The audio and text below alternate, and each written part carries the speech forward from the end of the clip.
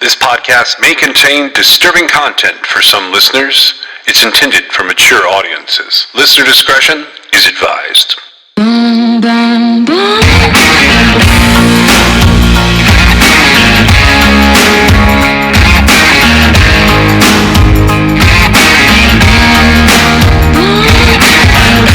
This is True Crime XS.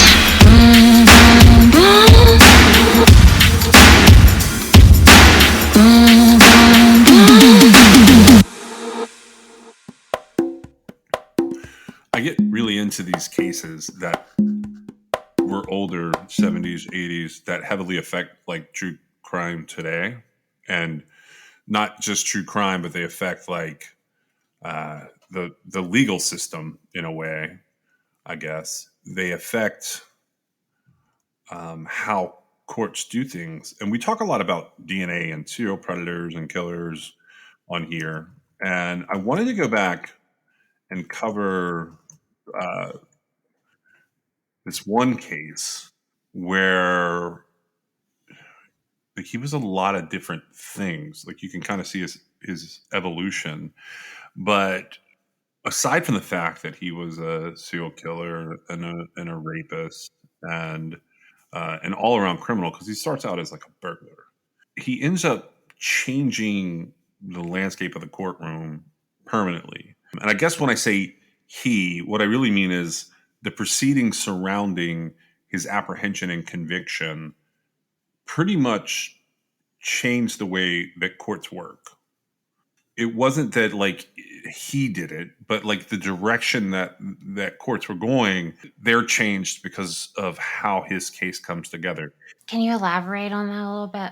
Yeah. So the person that we're talking about, he starts out being known as the masked rapist, and he's a very violent rapist. He does time for burglary, and technically he's still doing time when he starts to escalate. And what I mean about that part of it is he's in prison for burglary, and then he's released. And when he's released, he begins to, while he's still in a halfway house. So a halfway house, is that something you think people know what that means? I would assume so. It's where it's between being supervised and being, completely released from custody. Right. So you live out in the world, but it's like halfway between jail and freedom because you still need, to be accounted for. Yeah, it's like the most advanced type of probation or parole. So you're living in a place where someone is expected to be keeping tabs on you. You have a curfew. You have to meet certain conditions of your probation or parole. Typically, that means having a job, being accountable, not committing any more crimes. So this guy moved from being the masked rapist to being he started, the next step was the Southside rapist, and then he became the Southside strangler. He did that while he lived in a halfway house in Virginia in the mid to late 80s. Right. But up until his incarceration and then being in the halfway house, the only thing he had been convicted of was burglary. Is that correct? That's correct. Okay, so he hadn't committed any like violent assault type crimes. No, he was not. To my knowledge, and based on the research I'm able to do on him, I think it would be known now if he had done anything before that. I think what we saw is his true escalation to murder, to rape and murder. His mass rapist crimes, they were committed while he was in one version of the halfway house. And then as he was getting out of the halfway house, he became a serial killer, a true, like this is like one of the true serial killers of the 80s, where when you look at his crimes, he was clearly, I think basically over the course of 2 years, he was escalated straight to murder. He has 5 victims that were killed. There are other victims, one of whom is extremely vocal, that sort of surrounds his case, but turns out not to be his victim, just turns out to benefit from everything that happened because of how they caught him. So who we're talking about today, there's not a huge mystery with this guy. I want to talk about him from a couple different perspectives, though, because one, I realized that people probably don't know who this man is. 2, he becomes the first serial killer to be convicted and sentenced on capital murder on the basis of DNA evidence. In the process of that happening, the first person in the United States is exonerated following conviction on the basis of exculpatory DNA evidence, which means the DNA evidence, when it finally was able to be used, ruled him out. So in addition to that, it created the prototype DNA database in the United States that we know today. And you often comment about the fact that, like, when we get deep into NamUs and like exclusions, there's these exclusions that happen in Virginia. And all the crimes that we're going to talk about today, it's taking place in Virginia. It's actually taking place in 2 cities that are not super far apart. And the way that DNA developed is largely because of this gentleman. And it all takes place in about 130-mile circle in Virginia, Richmond and Arlington. So, Are you saying the way that DNA developed was because of this defendant, Timothy Spencer? The way that the use of DNA in courts developed to track serial crimes developed because of this offender. Okay. Yeah. And not only that, so one of the things I mentioned to you was this forever changed how some aspects of FBI profiling works. That's another thing that comes into play here. And we also got 1 or possibly 2, depending on how you look at it, of the biggest names in true crime from this case. Essentially, one of those probably would have been a name in his own right elsewhere, but he's a big part of John Douglas's career. John Douglas is a former FBI profiler who he is pretty prolific as a retired special agent and unit chief from the FBI. He was the basis for Mindhunter. He was a basis for Silence of the Lambs in some ways. His one of his memoirs, Journey into Darkness, includes a chapter on this particular individual that was, pretty important. But the other one is Patricia Cornwell. Patricia Cornwell's first novel is based on this case. She wrote a novel called Post Mortem, and it was published in 1990. So it was published right on the heels of this case. And I realized recently, this is so strange. Have you ever read her books, Patricia Cornwell? No, I haven't. So she follows us, and I follow her on a number of social media outlets. Definitely, I have been hooked on her books for a very long time. There's this period of time from the mid 90s to the early 2000s. Like every time she had a book come out, I would pick it up. I sort of lost track of one of the newer series, but at some point I know I will go back and pick up on her stuff. But I never realized that Post Mortem was based on this case.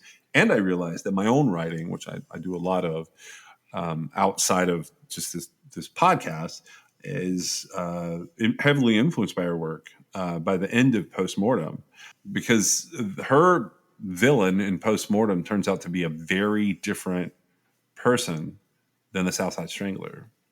So the way that Southside Strangler developed for me, and like reading about it developed for me, was there was a man named David Vasquez who was convicted of a murder. And the way his case went down, he becomes the more important part of this for me personally. But I guess I need to tell it more in order. So The David Vasquez case is based on the murder of Carolyn Hom. Had you ever heard of Carolyn's case before I drug you into doing this part? No, I hadn't. And I pulled from multiple sources for this. I did use some Wikipedia. I used some old news articles. There's several series that I want to mention to people just sort of while we're talking about this. Well, I guess first, there's a book called Stalking Justice. It's a really good book. It was published in July of 1995. It covers this case, and it's really probably the best source as far as reading goes. There was also multiple episodes in Medical Detectives, which aired in the 90s about, I think there's one or two that aired about this case. There is another podcast called Southern Nightmare that is probably 4, maybe 5 years old now. That one is worth listening to. But I'm going to start with an article from May 4th of 1998. Now, this article actually is from the Washington Post. And what this article's titled is Arlington Reopens 1984 Rape and Murder Case. This is by Dana Priest. Arlington police have reopened a much publicized 1984 rape and murder in light of evidence gathered in a current unrelated case, said Commonwealth Attorney Helen Fahey. And it says yesterday, so she's releasing this statement on May 3rd, 1988.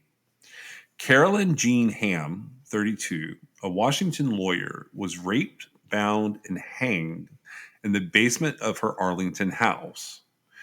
David Vasquez, who pleaded guilty to second-degree murder during the Arlington Circuit Court trial of the case, is serving a 35-year sentence for the crime. Police spokesman Tom Bell said yesterday that detectives are investigating the possible involvement in Ham's death of a man named Timothy W. Spencer, 26, who was charged this year with capital murder, rape, and burglary, and the strangulation death of Susan Tucker, a Fairlington resident. He has pleaded not guilty to those charges. Spencer's attorney, Thomas J. Kelly, said until such a time as they are ready to charge Timothy Spencer with Carolyn Hom's murder. I don't know if it's pronounced Ham or Hom. I've heard it both ways. So what do you, Hamm? I think it's her family pronounces it Hom. Should we go with that? I think that's fine. He says, until such a time as they are ready to charge Timothy Spencer with Carolyn Hom's murder, I would not have any comment on any ongoing police investigation. So this is Thomas Kelly. This is Timothy Spencer's attorney, who has like this huge insurmountable task ahead of him. In April of 1988, Spencer was indicted in Richmond on 2 capital murder charges and the strangulation deaths of Richmond residents Debbie Dudley Davis and Dr. Susan Elizabeth Helms. Kelly has said that police have told him they linked Spencer to the 3 murders through DNA tests of semen from the crime scene. Fahey said yesterday that DNA tests in the Hom murder are not possible because the remaining semen samples are insufficient for testing. Bell said that police had no concrete evidence linking the 2 men, but that circumstantial evidence in the 2 cases and unresolved questions about the Hom murder prompted them to reopen the case. Bell said detectives working the Hom case had believed that Vasquez may have had an accomplice. Bell did not rule out the possibility that a re-examination of the evidence could exonerate Vasquez. In a telephone interview from Buckingham Correctional Center in Dillwyn, Virginia, Vasquez said that 2 Arlington detectives visited him March 18th to discuss the case and ask if he knew Spencer. He said he told them he did not. He said the detectives showed him photographs of 6 men. He said he did not recognize any of them, but he assumed that one of them might have been Spencer. Vasquez said he pleaded guilty because he was confused and afraid of receiving the death penalty. So David Vasquez, he goes to prison after pleading guilty to second-degree murder during the trial for the murder, rape, and torture of Carolyn Jean Hom, who was a lawyer up there. And he gets a 35-year prison sentence. He confesses, and I had read bits and pieces of the interview with him where he confesses. And I can tell you right now, it's one of those cases where he was one of those people that had just been in the room with these guys so long. He just wanted to tell them whatever it took for him to get home. He also tested out as having an IQ of around 70. So his case was one of those where it truly is a false confession. It's been really confusing to me because my understanding was that his conviction was overturned because of exculpatory DNA evidence, right? It was Correct. that would be DNA evidence that would exclude him as the perpetrator, and I don't feel like that happened. That's not really what happened. And that's one of the things that makes this so crazy. Well, because there was no evidence to include or exclude anybody. It sounds to me, and what I've read, it looks like basically they took her murder and they lumped it in with the rest of these murders. And they let now that's not to say that I don't believe that Vasquez's confession was coerced and he was or he was wrongfully convicted, but I feel like the wrong impression is being given. Yeah. And so, where I went to sort of validate what you're saying, because that is so the first thing that I said about him being sort of given away on exculpatory DNA evidence, his conviction was overturned and he gets out. And like, it's sort of misleading, but the explanation given is that he was let go, released, overturned, freed, exonerated, based on exculpatory DNA. Right, and it was an unconditional exoneration, meaning they said he's innocent. And so, with that being said, I fully expected it to be a situation where they had DNA evidence that once profiled in turn at least included Timothy Spencer and excluded Vasquez. That is not what happened at all there. No, it's not. I have the David Vasquez, his entry on the registry of exonerations. Did you check that out? No. Okay, so I'm just going to like run through it. It's like sort of the overall case information of how David Vasquez ends up in court, and then this seems to be the best information for. You call it headline skimming. You do have to kind of dig here. So I don't know if it's actually headline skimming that these people are doing when they like put that in the wiki article or they mention it in another news article and they say that it's exculpatory DNA. It's more complicated than that. There are multiple contributing factors. I feel like her murder is not solved. Sort of. Yeah, they don't consider it open, but I think that you're correct. It's sort of the opposite of how we usually view things. Because like sometimes we think something is solved, there's just no conviction. And the biggest thing, in some accounts of what happened in that particular case, she was hanged. Yeah. That's a It's substantial different. difference than the other cases that Timothy Spencer was ultimately convicted for. I know that's one of the reasons I was thinking this would be worth taking a little dive into because it is different. I don't know that I have like a full spin on this yet, but I want to give the National Registry breakdown on this. This comes from Jonah Horowitz and Rob Warden. They sort of write up these cases in a way that make them bite-sized and spoon-feedable. And it's interesting because a lot of the other stuff I mentioned with Stalking Justice and Southern Nightmare, they don't necessarily get it right or get it wrong. They sort of dance around what we're talking about here. I have, if I'm going to be honest, I came to that conclusion on my own. I haven't seen a single other person mention it. I don't think anybody realizes the difference. No, I know. This even says a weird thing at the end that contradicts like how close they get. Do you feel like the narrative that's spun in the headlines are the overall narrative? I mean, I'd like to hear what you're going to say about the registry entry, but do you feel like that it just gives this overarching impression that just isn't undone?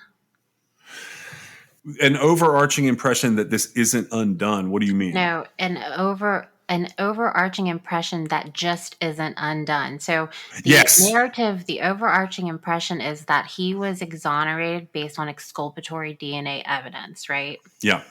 And then the facts of the matter are that that's not true.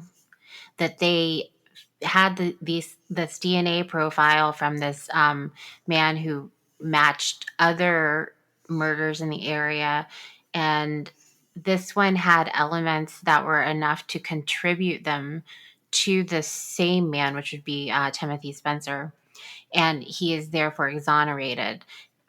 There was no exculpatory DNA involved. So yeah, like, and so the path you're headed down right now, like, okay, the audience knows, like, if I bring up something, and I'm not here just to like regurgitate a case. I'm here because like I looked at something and like something was off. But I think that everybody just bought into the narrative, and You're 100% correct. well, that's what I saw, and because what I was, what I was doing, I wasn't trying to prove it wrong. Definitely not. I love DNA evidence; it's my favorite thing, and this is from '89, right? So we're talking, like you said, it was the first. This was the first conviction on DNA profiled evidence, and I don't know if this warrants further explanation or not, but there's different ways. We talked recently in another episode. I just want to mention it really quick because we were talking about headline skimming and how everybody was going to think that the first conviction had been overturned, and that was a case where DNA forensic genealogy had led. It was the first conviction using DNA and forensic genealogy. And I don't know if everybody thinks it's a contradiction to say this is the first case of DNA profiling conviction. It's two different things. Does that make sense? Yeah, it does make sense. And that, so, you brought up a lot of stuff. I'm sorry. No, it's fine. No, I mean, ultimately, I looked at this and I went, okay, I have questions about this. My biggest question was like, were the MOs the same? And like, then when I sort of like dug a little bit deeper, I went, okay, so where is this DNA that these people were talking about as exculpatory? Because, and as I just like said a little bit earlier, there wasn't enough DNA. So then I started like moving forward, like, was there DNA that they end up coming across later?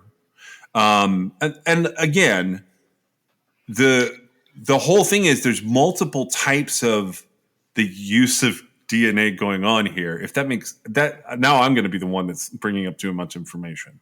Well, I feel like, have you ever seen like on car commercials how like every single car has won like the number one award or whatever? And Yes. It's in the fine print that you have to read that they're all like different awards, right? Right.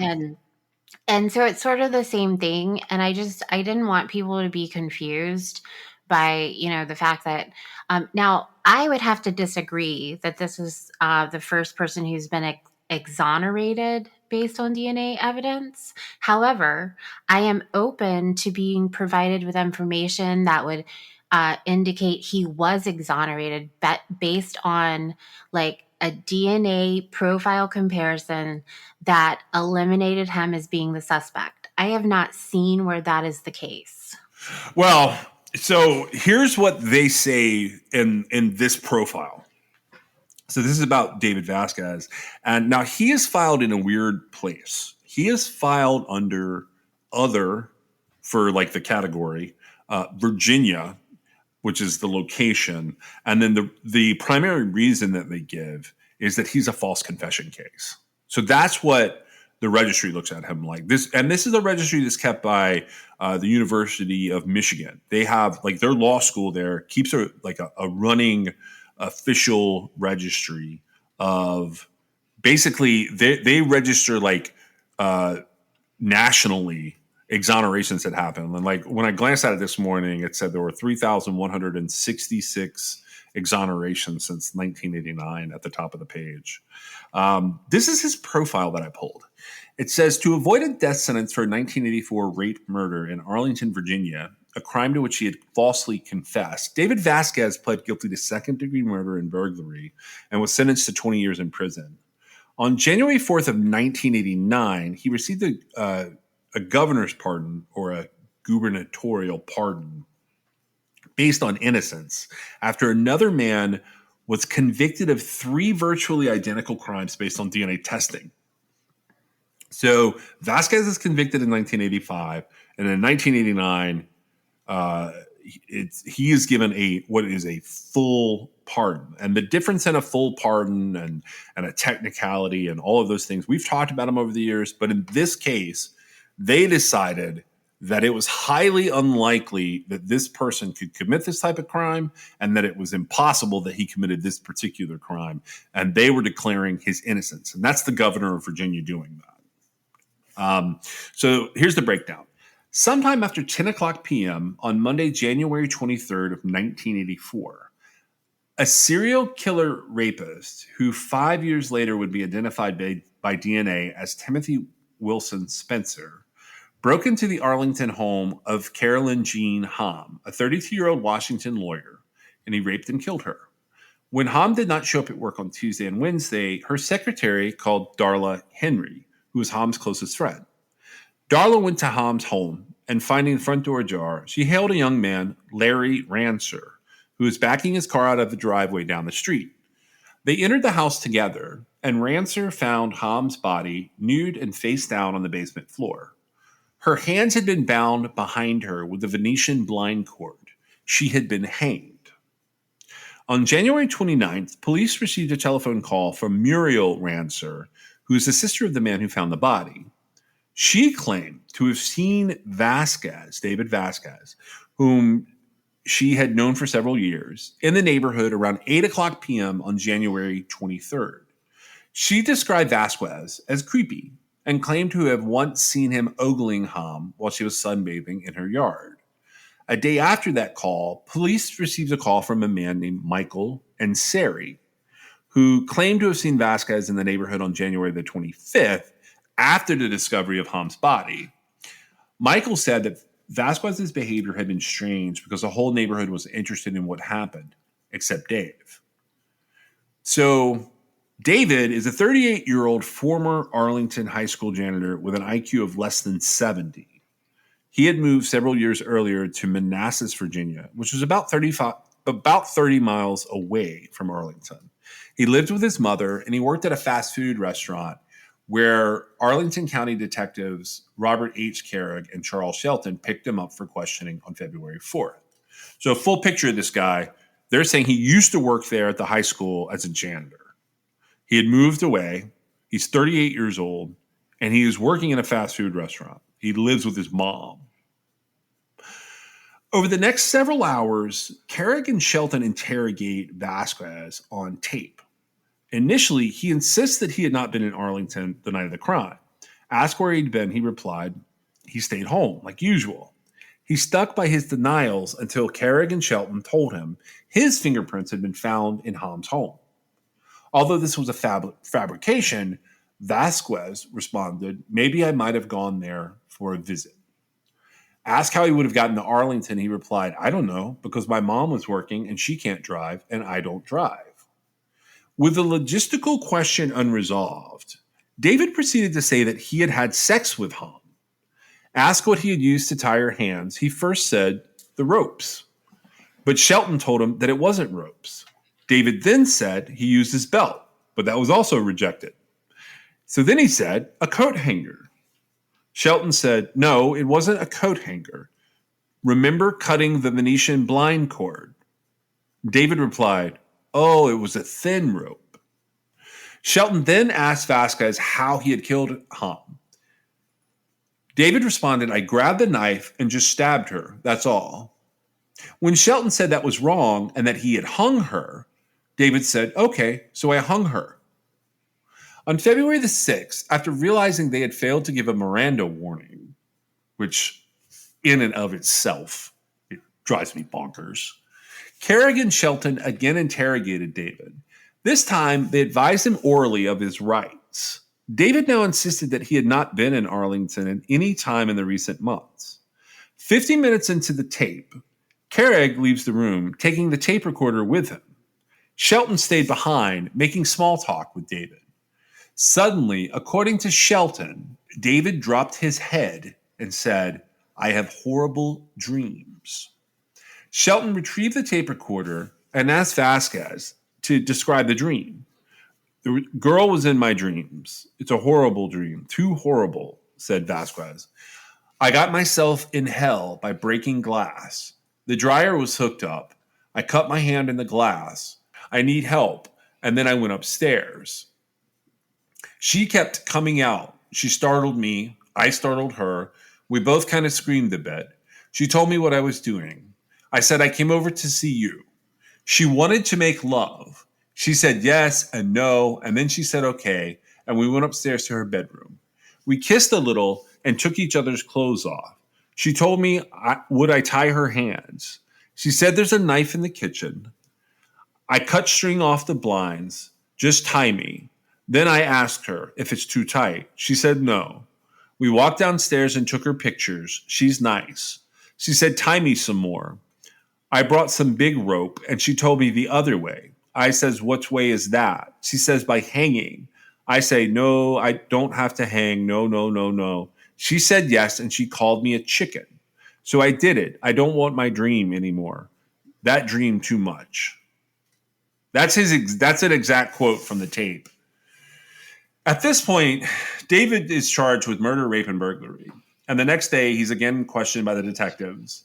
So the reason for this third interrogation, according to Shelton, was that some confusion still existed with respect to certain aspects of the case.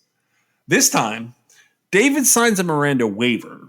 He gives another tape-recorded description of the dream that is substantively, it's basically the same as the earlier one.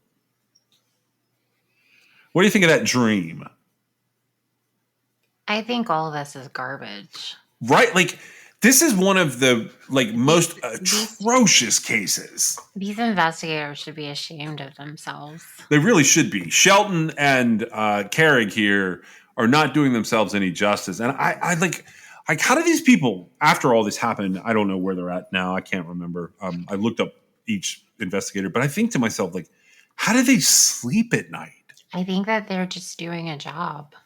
Yeah, at some degree they are doing a job. But when you see, when you meet someone who is intellectually challenged to some degree, don't you? Yeah, we talked about this recently. Very quickly. I mean, anybody who's not intellectually challenged will know within a very short conversation. Yeah. Do you think that so do you think this is all deliberate? I'm just curious, on your personal opinion. You think it's just deliberate? They're trying to close the case, or deliberate, they don't care? How on earth could they possibly believe that he was responsible for it? I think that, so rather than attacking them, right, I would say that it is illogical for investigators to conclude they've got the right person when they've literally fed him the story and had to change the story, his account of it, in order for it to fit. Yeah, so I have come up with two ways to rationalize that in my head. They may not realize it. Well, but then they're terrible detectives. If they don't realize it, they're terrible detectives. So incompetence is always a thing. But it's always one or the other. Well, I've always gone maybe they think it's an act, the slow thing. Maybe they think the slow thing is an act and they're going to be smarter than the act. Because if you don't know, if you're telling someone something and they're suddenly telling you your story back, very Reed technique style, if you feel like that's an honest job that you're doing, because you said they're just doing a job, and I agree with that largely. But if you think that is normal for them to just regurgitate and tell you this kooky story about a dream that I don't even believe, because there's a lot of minimization in the dream story that he tells. That's why I mentioned Reed technique, because it sounds to me he took the tape recorder away and didn't break the tape timing so that the other detective can basically say, look, man, you broke the glass, the dryer was hooked up, we're going to help you. Just tell us what was going on with you and her. And he gives them these details that David tries to put into a story that he's giving back to the detectives, he does a pretty good job of like loosely, like the tense of some of this stuff doesn't make sense. Like he's saying it past tense, present, and he's describing it as a dream, I think, because they told him to, which is the weirdest thing. Well, that to me, that it undermines the confession altogether, in my opinion, because you have to wonder what pretext is leading to this discussion, Yeah. as a dream, right? Like my friend did it, that Yeah. kind of thing. Yeah. But I have trouble with all of it. Now, I will say this: it from what you've read so far, it sounds like they had some third-party witnesses Yeah. that initially said, "Hey, we saw this guy in the neighborhood." Now, what you were reading from it doesn't really get into like why they said that or like how credible they were, but at least um, it doesn't seem like the detectives got there all on their own, because it You're was correct. Yeah. okay. And so, now the transportation 30 miles away, that's a huge thing.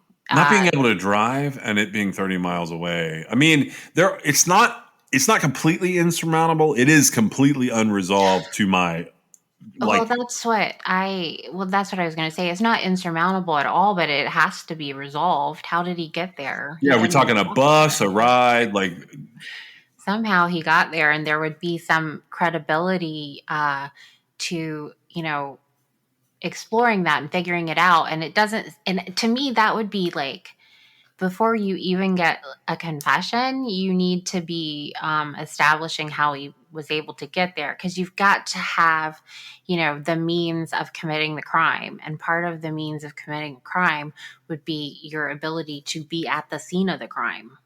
yeah. So where we left off in here, they have a Miranda problem and they know it. You know what I mean? Like they're Well, cleaning it up the sounds pieces. like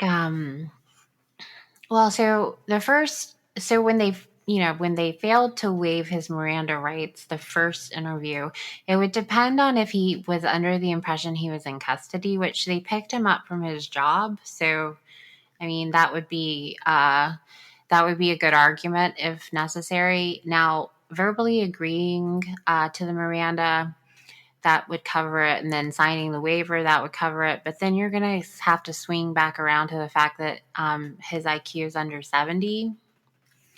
Yeah. And then, it would be left up to a court basically to decide if he was, able to waive his Miranda rights on his own. I don't.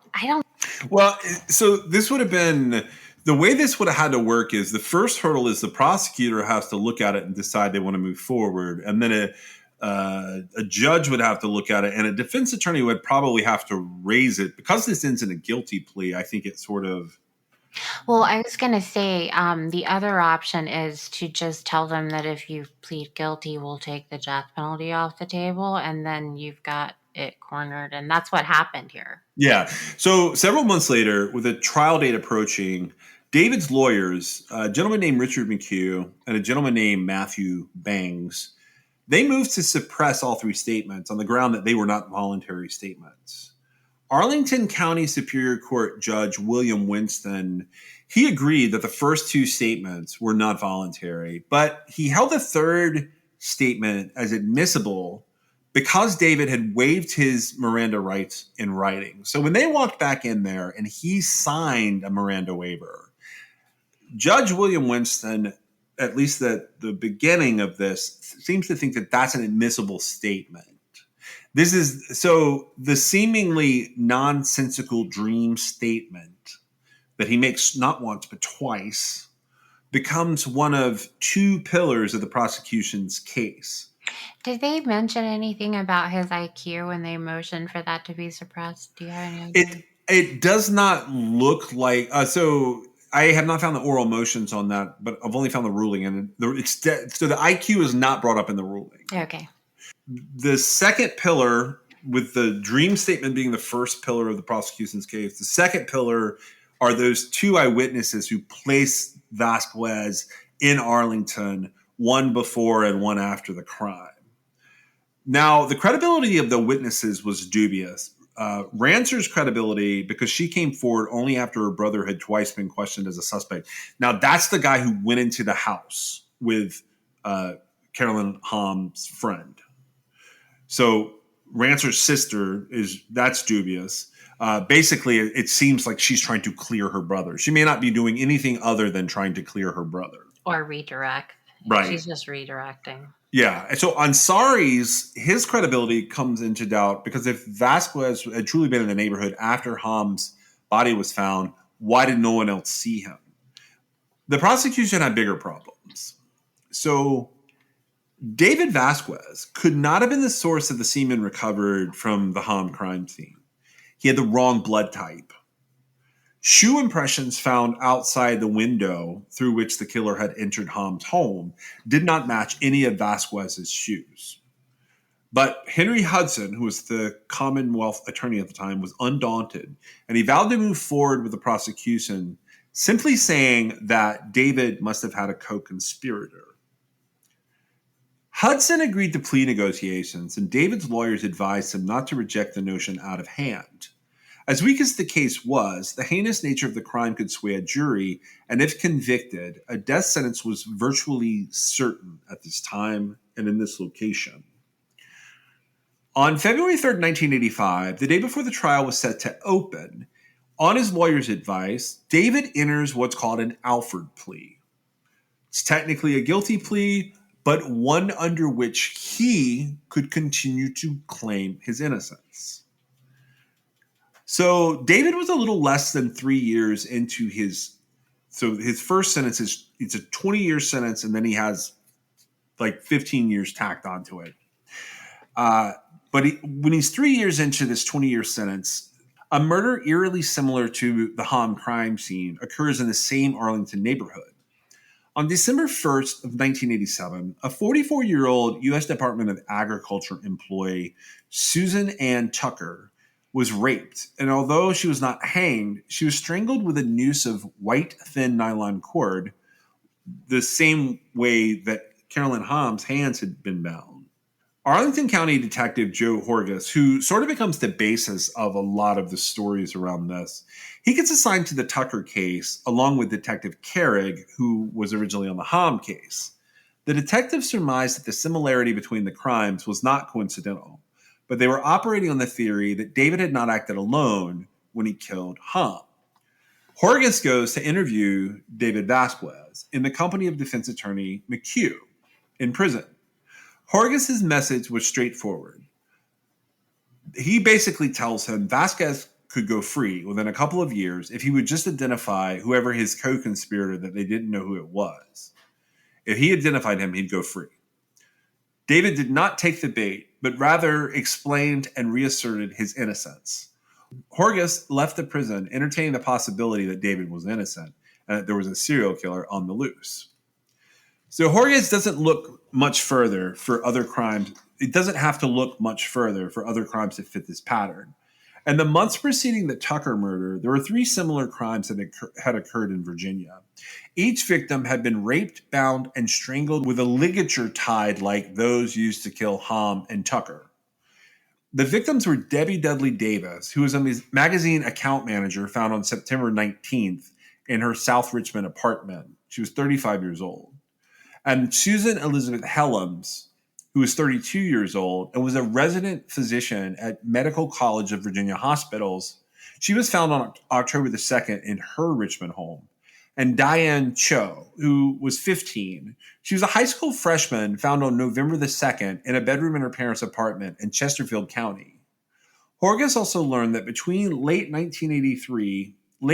1983, and late January 1984, 10 women in Arlington and Alexandria had survived rapes committed by a masked black man of slight build who carried a nylon cord and was armed with a knife. The cases that we're talking about with the Hamm case, the Tucker case, the Davis case, and the Helms case, including Diane Cho as part of those cases, these become known as the South side stranglings. The other cases that were occurring, those 10 rapes that occurred in 1983 and 1984, they were known as the masked rapists. In September of 1987, it was widely reported that a new forensic technology known as DNA fingerprinting had led to the arrest of a man named Colin Pitchfork for the rape and murder of 2 young girls in England. Wondering if DNA might help solve the Virginia cases, semen had been recovered in all 5 of the murders and in some of the rapes. Horgus, the detective, contacted a New York laboratory known as Life Codes, which had been doing DNA paternity testing. He was told that if the semen contained enough DNA to test, it could indeed link a particular suspect of the crimes. The trouble was that it would be necessary to have the suspect's DNA. Okay, so what they're saying here in this profile, if I understand it, and you need to correct me if I'm wrong because DNA is not my strong suit, they're saying they can look at the DNA from the crimes and determine if it's one person. And the way they're going to do that is just like they would look at children's DNA to determine if they shared the same father. Right. It has to be a direct match. Okay. So, but the trouble is they have to have the suspect's DNA to know who it is. Right. And so basically they were able to say, and I don't know how many people they were to have tested it against, but they suspected Spencer for some reason. And they were able to say, yes, that I believe the probability was like, it was one thing. It was like 1 in 300 and some million. And then by the time they got to trial, it had doubled. So it was like 1 in 705 million people. Those were the odds of it being him. So out of every 705 million people that you were to test, only one person would have that DNA profile. Okay. And he happened to have it. And I believe they even went further in explaining it to say that, like, I don't know how many people there would have been in a certain area at that point in time, but they used it to, 1 in 705 million, the odds being 1 in 705 million, you're looking at the person. Yeah. Okay, that makes sense to me. So, because I try and wrap my head around this and then say it back in a way that I'm trying to make it make sense. Because when it gets into this, you've sent me videos before. Like you send me videos to explain a single thing, and I'll watch a 45-minute video, and I will get 1 or 2 things out of it that I completely understand. But some of the science aspect of this is a little over my head. Right. So they couldn't take the samples and they could make a profile from the samples found at the crime scene, but they've just got something to look at. Right. Yeah. There's at that point in time, there's no forensic genealogy or anything like that. And so without a test, and see, I don't know how many points of comparison they were looking at that point in time. I assume these scientists that are on this the edge of this breakthrough technology, they had the correct parameters for what they were doing. That's an assumption I make. And if that's wrong, that's my bad, but that's all I can go off of. Right. Yeah. Because I know now, the amount that has to match is very, very high, and it's very, very, accurate when it's done properly. And I know that in recent years, it's the accuracy of the testing has jumped dramatically. So while I would say that it wasn't as accurate, I assume based on the way that the technology has evolved, that it started at this place of accuracy. So even if they were just looking at, a couple of points of comparison, it would still be where it was conclusive. Now, it matched according to, what they had to work with, which was Spencer's DNA, right? Yeah. And now, go ahead. I'm gonna fill in that gap that I know you're having. So, one possible explanation of why no crimes had occurred between late January 1984, so that's the last known rape of the masked rapist, and September 1987, so that's the first murder, was obvious to Horgus. He believed that the perpetrator might have been in prison. So Horgus begins a methodical search of crime records in the hope of identifying young men who potentially meet the criteria of being responsible for both sets of crimes. And this is based off the fact that there was enough exculpatory evidence to have dropped the charges against Vasquez to begin with. Based on the fact that the shoe prints didn't match. Yeah, he the realizes, bodily fluid serology didn't match. Yeah, that blood type not matching would have been enough for me too, I think. I mean, the shoe prints I could have got around. I could not have gotten around the blood type. Like, because you're looking at multiple crime scenes and this guy's now in prison talking about David Vasquez. Well, not to mention, there was enough similar. So she was hung, and the subsequent victims don't appear to have been hung, but there was similarities. And so now they're going, well, wait, if this is still happening and we've got this guy in prison, like we got the wrong person. I'm following that now. Yes. So Horgus remembers a name from a list of the names, guy named Timothy Spencer. And he's, they say it like it's some like miracle thing, but the truth is, and I know you do this and I do this, what he's doing is his life becomes consumed by this case, and every name that pops into his head, he starts running the criminal record. He's just looking to see like what they've done and where they were. And that is something that he probably does all day long and all night long. And he writes down names all the time. One of those names happens to be Timothy Spencer. But he was looking specifically for somebody that could have committed both Ham's murder and then had something that took them away until the 1987 series. And so that's what he finds that stands out. So the last name on his list is Timothy Spencer. And the reason he's the last name on the list is because when he starts checking his records, Horgus finds that Spencer was arrested on January 29th, 1984 for an Alexandria burglary. Goes to prison. So he stays in jail, goes to prison. He's released to a halfway house on September the 4th of 1987. So the absence between the mass rapist and the Southside Strangler, who turns out to be the same person, is because Timothy Spencer was arrested and he was put in prison during that time. When was Ham's murder? Carolyn Ham raped and murdered on January 25th, 1984. So Carolyn Ham was raped and murdered January 25th, 1984. So that's just days before Spencer is arrested. Well, when was he arrested? So Spencer was arrested on January 29th, 1984 for an Alexandria burglary. Okay, so 5 days after. Okay. Horgus starts digging into Spencer, and further checking reveals that he had been signed out of the halfway house at the times of all of the 1987 murders. So after he voluntarily provides blood samples, the DNA established that the semen, based on comparing the DNA from the blood and DNA from the semen, recovered in all of those cases was his.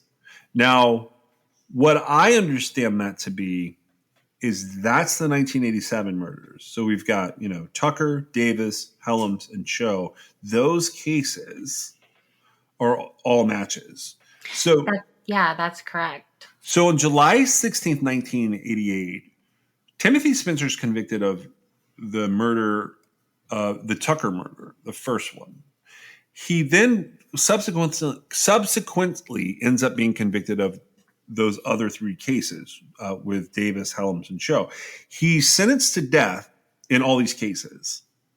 However, the semen recovered in the Ham case did not contain enough DNA to test.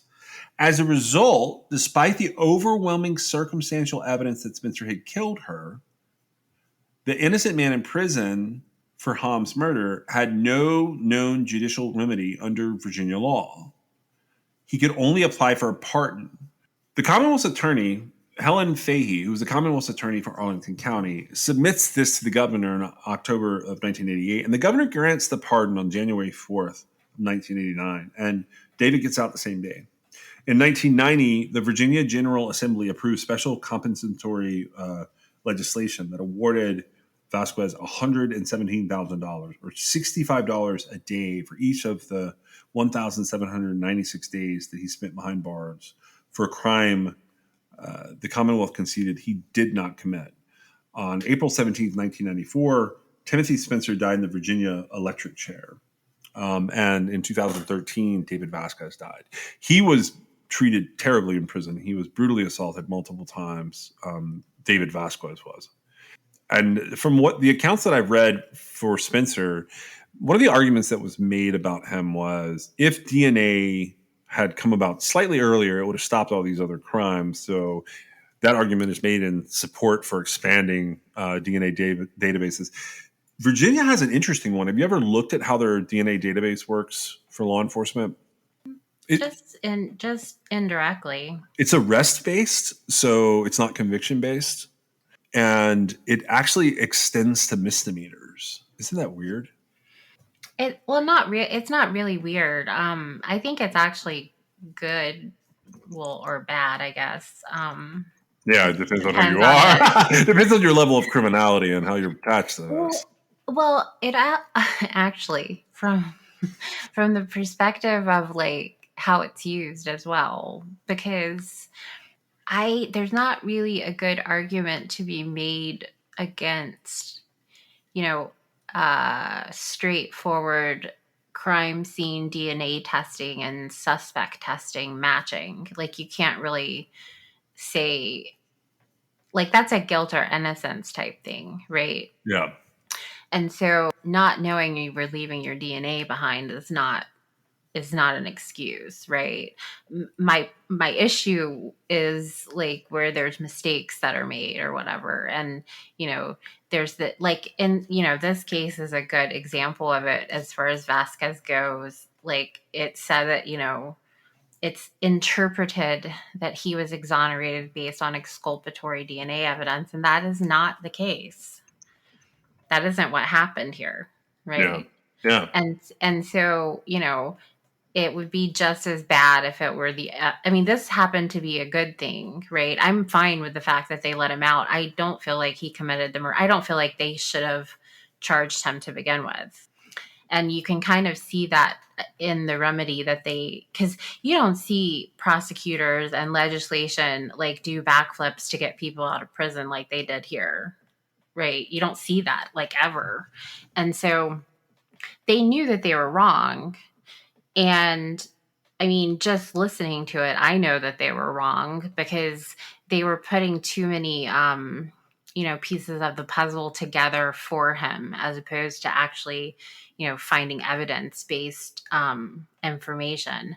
And you don't see that happen very often. But somebody, had it to get Hargez, I guess, was that his name? The investigator. Horgas, yeah. Horgas. He, he something, lit up in his brain, and he was like, "Well, wait a minute." And the one-on-one DNA testing, when you narrow it down like that, it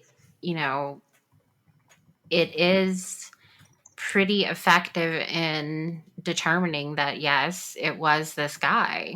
Yeah. This, it's so interesting to me. Like when I look at these cases, we have another one that I'm going to start putting together to do an episode. It's sort of similar. Happens before this. I look at these cases though, and I wonder like how these people were potentially influenced by the media. And I say that because of how. Okay, you pointed out Carolyn Hamm is hanged. This guy goes to prison. A couple days later, he gets out 3 years later, and he doesn't go back to hanging. And they're convinced it's him. So, like, I go with them down that path. But, BTK was active in the 80s, 70s, and 80s. So I can't help but wonder, like, does newspaper coverage, because BTK was really covered in the news. He was even more covered when he came back and, got himself caught.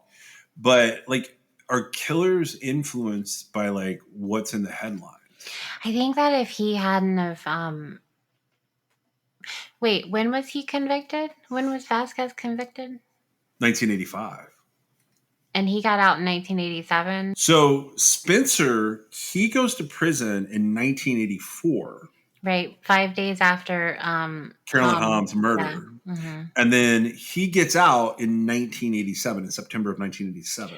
Right before the other ones happen. Right. And when I say he gets out, I'm really saying he moves to the halfway house. He's technically still in custody at the halfway house, but that's where he starts to commit the next series of murders. But So it was enough information for an investigator to put it together and find who did those crimes.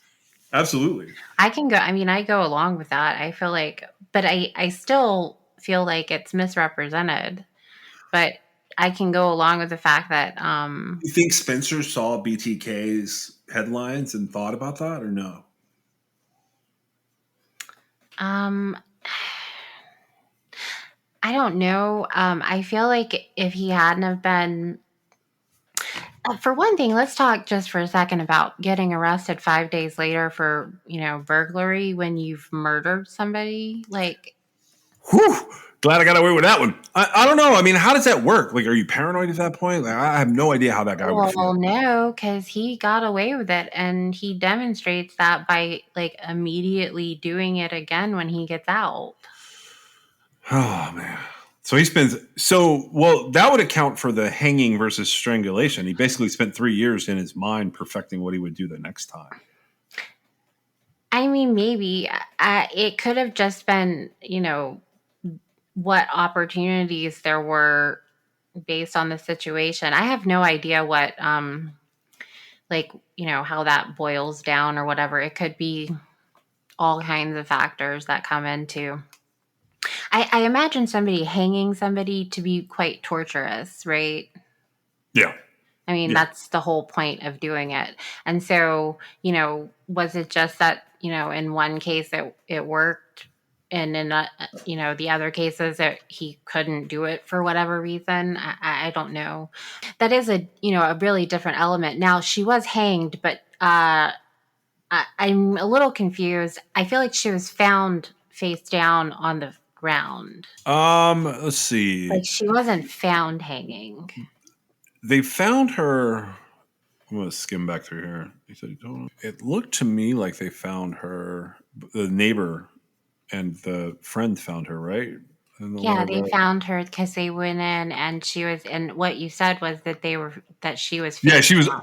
she was on the basement. I think the idea was she had been, and I read this more specifically, like she had been yanked up over a pipe, but the Venetian cord, no, so the Venetian cord was around her hands, and then there was a piece of rope that had been used to yank her up over something in the basement, either a pipe or like a cross beam, and it had broken.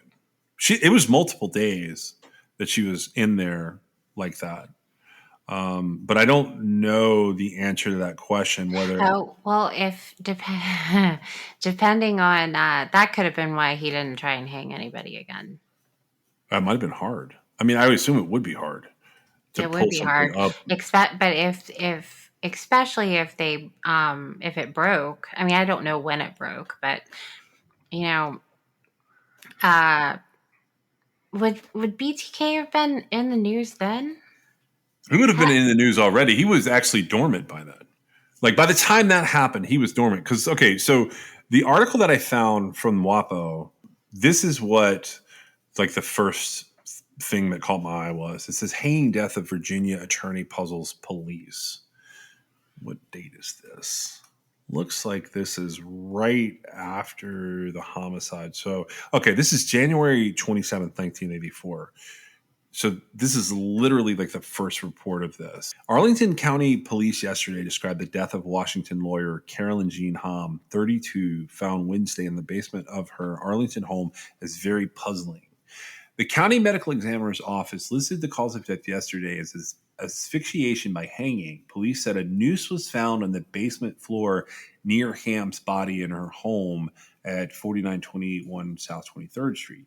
The body was discovered by a friend who'd been asked to check at the home by Hamm's secretary, who were concerned about Hamm's absence from work at the firm of Wilkes, Artist, Hedrick, and Lane since Monday evening. So she went home Monday, nobody saw her, and then they go in and they find her on Wednesday.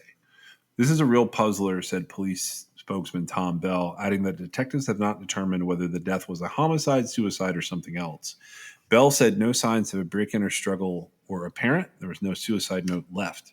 Partners at the law firm said that Hom, who had advanced degrees in historic preservation and specialized in representing developers preserving historic buildings, had not shown signs of depression or personal problems, and she had a trip to South America planned for next week, they said. She had a lot of active interests, was thoroughly professional, and took a lot of satisfaction in her work, said partner Norman Glasgow of the firm. I can't believe, as excited as she was about her trip and her cases, the suggestion that she committed suicide, he said. And police declined to comment on anything else about the case. So that's the first report, and that makes it seem to me like the noose is laying nearby, which happens in one of the other cases. Like, so they say it's asphyxiation by hanging, but really, I think what they mean is like he may have done something like hanging, but ultimately it was a strangulation. I find it really hard to believe that heinous crime could be confused with suicide. That's so weird to me. It is weird. This whole thing is a very strange case. I thought it was worth covering, and I always wondered. Like, first, I wondered, like, the DNA, is that an accurate description? Ultimately, I don't think it is. I don't think that's an accurate description of how the exoneration occurred. I think they just lump it that way, basically saying, this is how I think they picture it. Someone killed all these people, and it couldn't be David Vasquez because he's in prison and the DNA doesn't match him. It matches this other guy. And they just sort of skim past. It did say that the serology that was performed, though, didn't match David. And so that would be like a blood typing and like whether the contributor was a secretor or not, right? Yeah.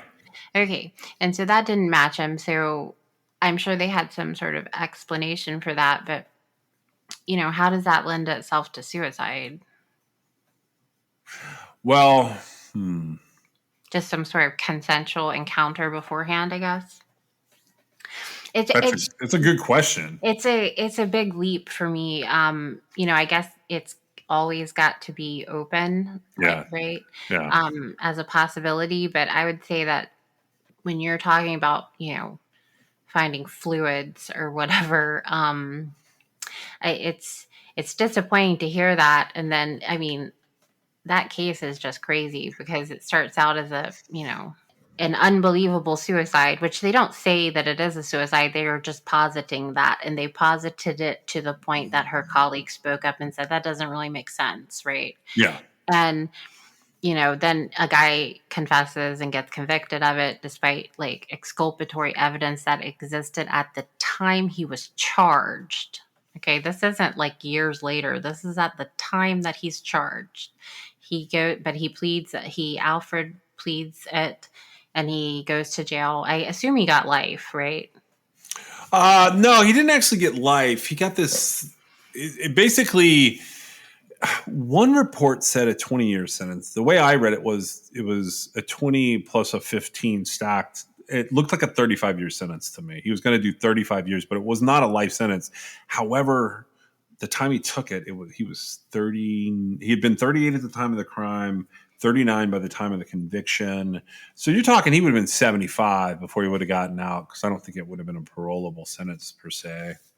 And then, so, 3.5 years into the sentence that he pled out to based on this confession, despite this exculpatory evidence, which, by the way, as soon as the exculpatory evidence was brought to light, I mean, the prosecutors and the investigators, it is actually their job to notice that and say, this is the wrong person. Yeah. And, I feel like that cannot be emphasized enough because, a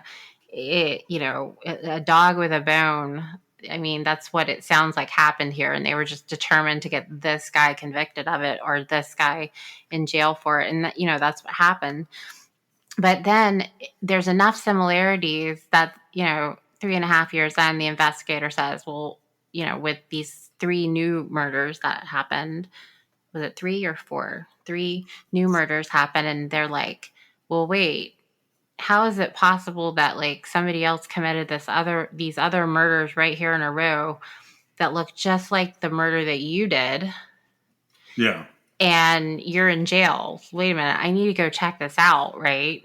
Well, they really wanted him to give up his accomplice. They thought if they could get him to confess that he had an accomplice and give him the name, that they would have the other guy. So because he was completely like dumbfounded. I mean, he didn't have an accomplice. He didn't even do it to begin with. But he gave absolutely no indication that he was hiding anything. And this is a different investigator, right? Yeah, he's partnered with one of the old investigators, but it's a different guy. So Shelton and Carrick are the ones who initially put him in, but now you get Horgas, who's partnered with Carrick, and like his approach was completely different than the two of theirs. Right, and it leads to, you know, at least the later murders being solved.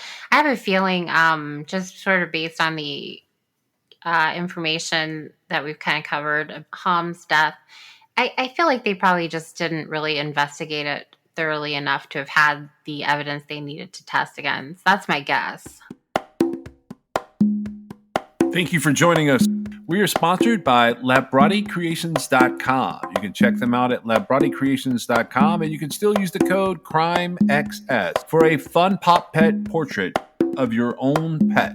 You can also reach us on Twitter, Instagram at TrueCrimeXS, or you can give us a call if you know anything about any of the cases that we're talking about at 252-365-5593. You can also reach us at Gmail at truecrimexs@gmail.com, and you can check out our website at www.truecrimexs.com. We'll see you next time.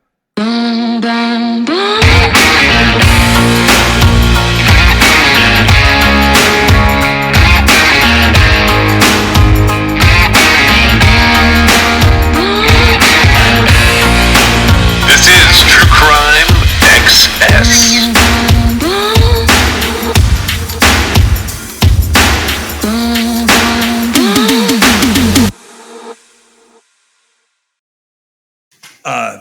So Patricia Cornwell was actually in the OCME's office in Virginia at the time this happened. So she's a computer analyst sitting in the basement of the chief medical examiner's office, and her character, Kay Scarpetto, is a very famous character of hers. It becomes the basis for like this huge long series, but it's based on her boss at the time. It's very interesting because essentially this is Postmortem was her debut novel. It was a thinly veiled version of these crimes. I mean, it looks like just like what happens. But it's fictionalized. It's fictionalized. And she originally focused on who would have been Horgas, the detective. There's a guy named Pete Marino she made, the detective. He's a Richmond police detective. But when her editor got the book, she's like, I like this book. It's great, but I don't want to know as much about Pete Marino. I want to know more about the chief medical examiner. So she did a rewrite on the book. And that was her editors at Mysterious Press. So they dumped that character and they focused on Kay Scarpetta, which becomes a huge deal. And the serial killer was known as Mr. Nobody in that book, but he was a 911 dispatcher. In the book, it was not a young African American criminal. It was I was curious about. I actually didn't look. Was the stereotypical racial boundary crossed here? So the stereotypical racial boundary is wrong. That's one of the things that comes out from this. I agree with that 100%. I actually think that everything about it is wrong, not just the racial boundary, but all the qualifying elements. Well, a lot of profiling.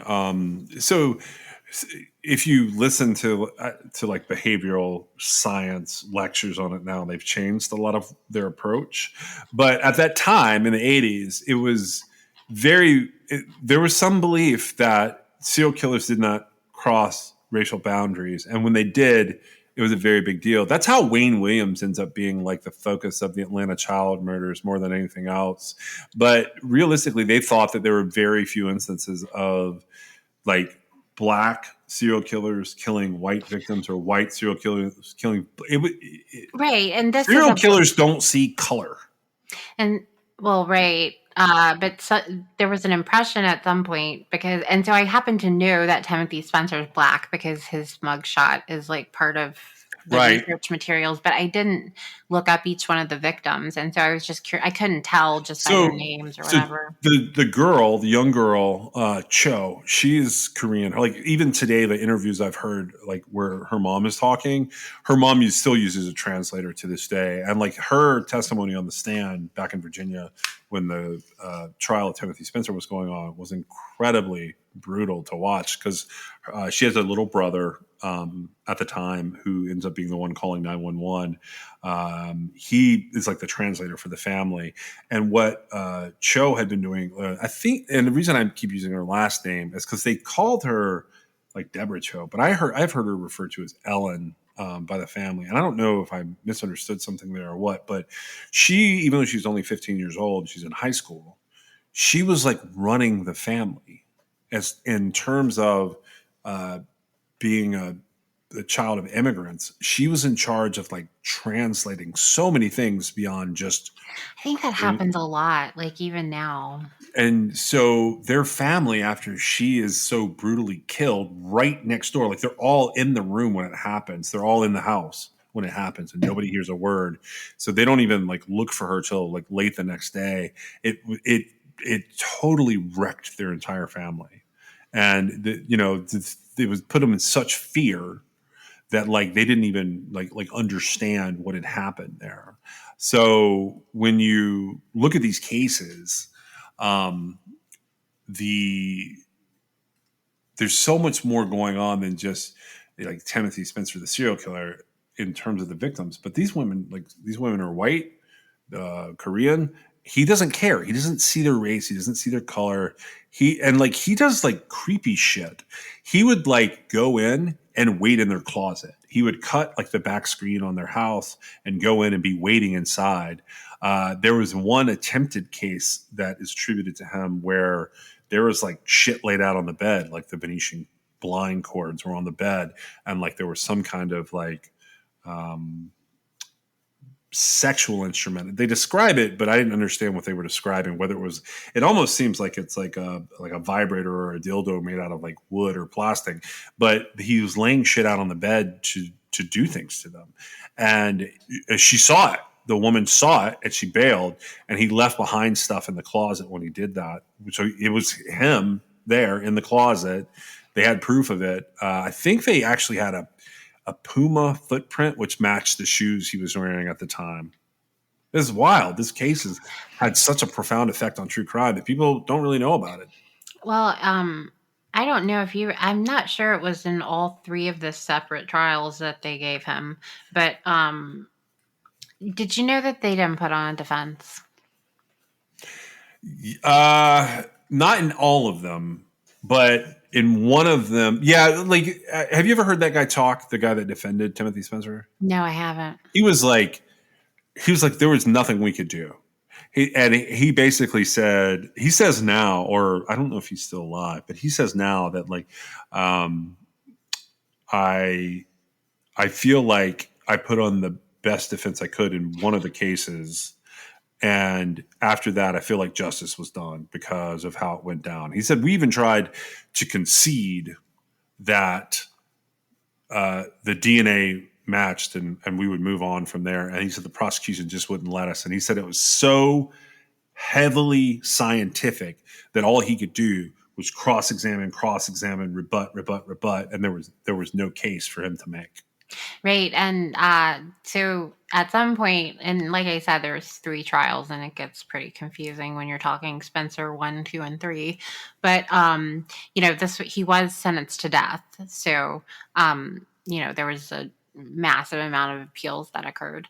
But they couldn't find an expert to refute the testimony which No, you're right, and it goes all the way to. Have you seen how it goes all the way to the Supreme Court and becomes right, sort which of isn't that's not uncommon in death death. cases? Yeah. Right. And, these are run of the mill appeals. All of the arguments are they're run of the mill.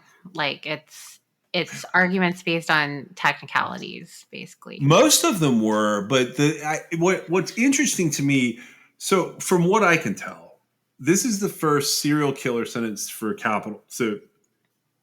death, like for a capital murder by DNA. Because, like, really, Yes.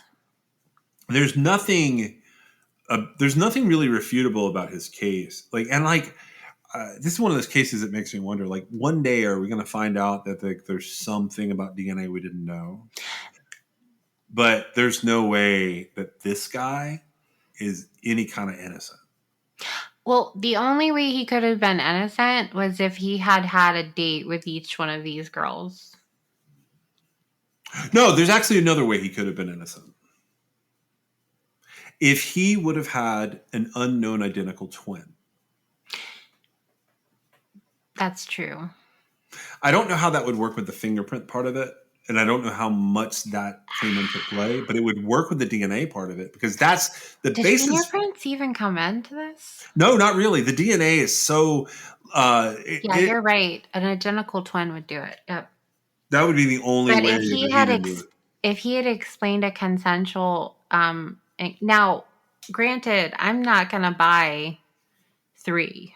Like, I'm not gonna buy the fact that he went out on a date and had consensual sex with 3 women who, in the span of like less than 60 days, all ended up murdered the exact same way. I'm not gonna buy that. Well, it's 4 total because so it happens that the 3 women. Well, all right, I would buy it with the 3 women. Well, who I would not buy it with is the 15-year-old girl. She wasn't allowed to date. Well, right. I'm not saying that. I'm just saying the DNA could have been refuted, but it would have had to have been refuted at a very early stage in the conversation. He never gives any. The reason I started thinking about that was we don't know what the motivation here was. There is no defense given. I feel like that is a pretty big thing that is oftentimes ignored from the justice point of view in true crime is that we all have the right to remain silent, right? And we all have the right to not give testimony that's going to incriminate ourselves, right? Yeah. And in doing so, a lot of times defendants, they do remain, if you've got an attorney, you're going to remain silent. It's usually in everybody's best interest, but we have no clue what this guy was thinking. No, not at all. Because from his perspective to the very end, and there was he's one of those people that pops up somewhere else that it's not really him. I think it was Evil Lives Among Us or something like that.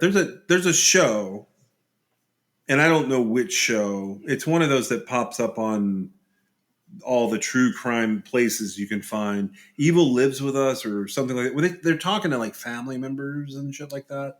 Mm-hmm. They're talking to family members and other people related to the criminal side of things. And his brother, who was younger at the time, he talks about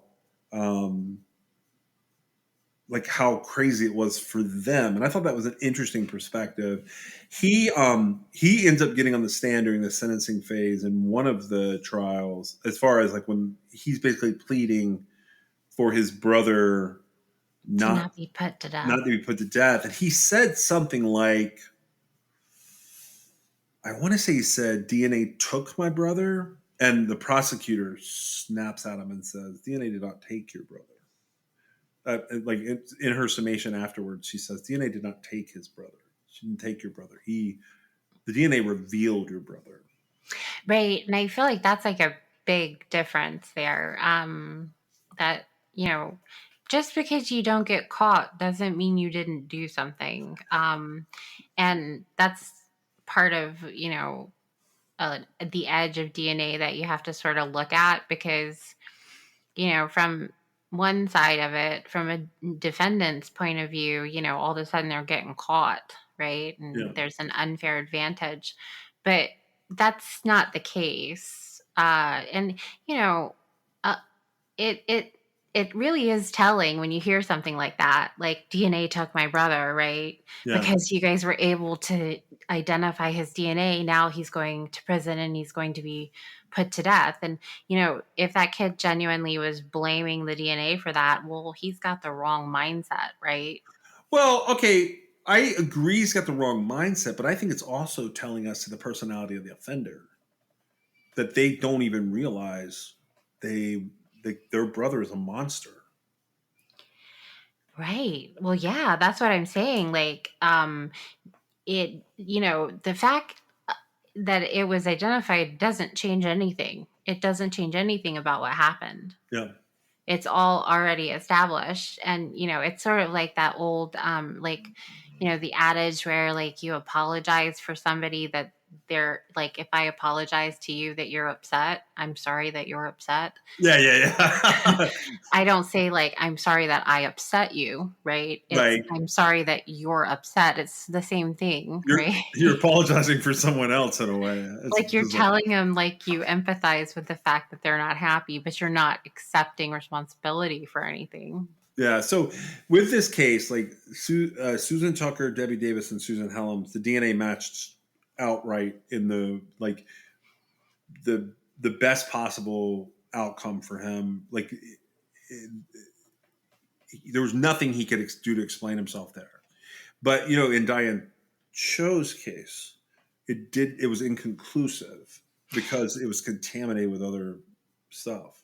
Right. They found a hair that was, and there was blood of hers in it, so it made a mixed sample too. And that makes me have questions, but yeah, but that's why they did her last. They moved her case. He was convicted of her murder. Yep. And there wasn't DNA, like you said, there wasn't conclusive DNA evidence there, but the prosecutors put on, and the only thing I can think of is her case was a little odd because there were other people in the house or in the apartment. Yeah. And so that was different, right? Yeah. And she was a very different victim. She was. She was a different victim, but she also offered a unique opportunity in having a regularly open window that he could have seen. Right, and the timing really lines up with that little. I mean, if they hadn't caught this guy, he would have continued. There's no absolutely. question. He had gotten his first taste of it, then got arrested.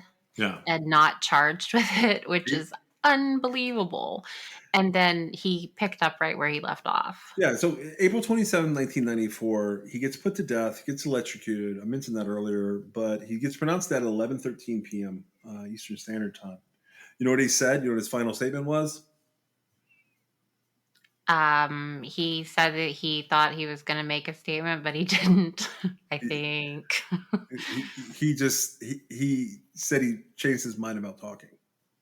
Oh, is that what he said? That was it. He declined to give a final statement. His final statement was that he didn't want to give a final statement. Oh, I thought he said something like, would you like to say something? And he's like, I think, and then he just didn't finish what he was saying. It was something weird like that, but he did decline. He said, I don't think I want to, no, thank you. I don't think, yeah. I feel like at that point in time, there's nothing to be said. The only thing that might change at that point is the phone ringing. So. Yeah.